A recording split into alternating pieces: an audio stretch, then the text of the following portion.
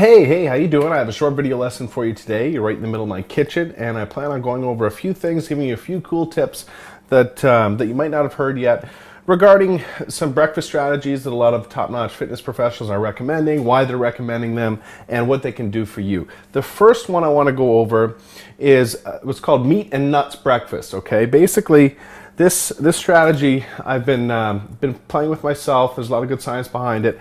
And it's something that my good friends Vince Del Monte recommends. If your goal is to maintain as much lean muscle mass as you have and drop body fat, you're not in an enormous caloric surplus, you're not trying to gain muscle mass as your first priority. Okay, that's the criteria.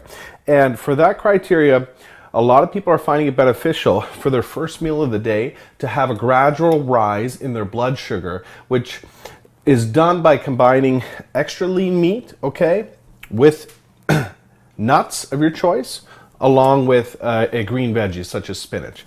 This strategy is very, very useful that I use certain times of the year when I'm not in that, muscle building mode, trying to pack on as much muscle as possible, and I'm not working out, okay, after meal one. Meaning that it gives my body some time to adjust and I have my carbs later before my workout. In this situation here, I have some extra lean ground beef cooking. I'm gonna add in some spinach, okay? Nut of my choice, I'm probably gonna go with cashews today. The nuts are incorporated to providing us with our smart fats for the day, along with helping that gradual rise in blood sugar. Now the extra lean ground beef that you see here that's being cooked up is gonna provide us with a nice steady rise in our blood sugar. It's not gonna spike our insulin. Don't be weary about incorporating red meat into your diet. If you've read some studies out there that might have scared you off because of the linkage to heart disease or whatever, because I've done other videos on this, but basically to sum it up, a lot of the research out there is stuff that comes about by lumping in extra lean cuts of steak and ground beef into studies that have, sausage, hot dogs, processed foods that are involved in those studies. So extra lean ground beef, certain cuts of steak have much different nutritional profiles, and these same concerns don't apply, okay, to actually, there's a lot of research out there that shows certain cuts of steak and extra lean ground beef can actually improve cholesterol levels, decrease triglycerides.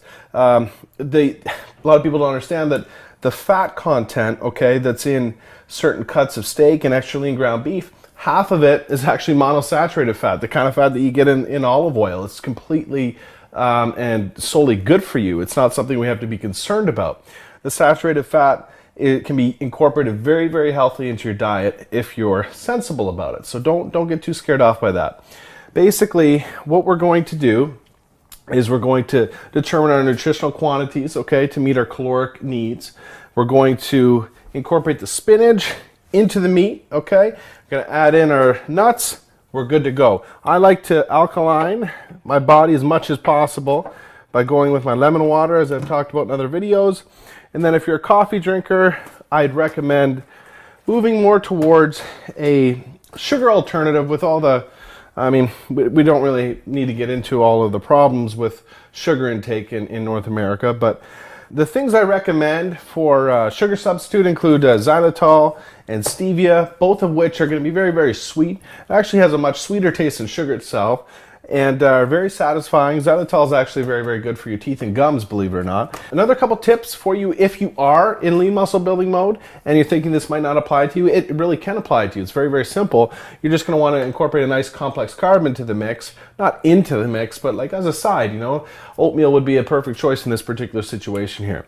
So you can get your nutritional needs fulfilled for lean muscle building or fat loss with the basis of a nice meat and nuts breakfast with your nice greens in the form of spinach in this case. The last tip I'd like to give you, if you are in lean muscle building mode that not a lot of people address, and you might have heard it, might not have heard it, it's always advantageous to rotate, okay, your protein sources throughout the day as much as possible instead of sticking to whatever your main choice is for a protein source and eating that multiple times a day. The reason being is that switching up and creating a variety in your lean muscle building protein sources is going to provide you with increased digestion, absorption, and utilization of the different amino acids that come in different quantities in these protein sources.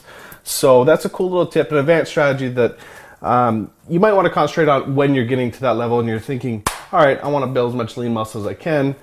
Think about switching up your protein sources throughout the day.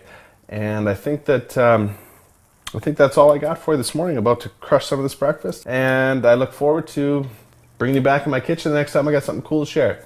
Thanks a lot. We'll talk to you soon.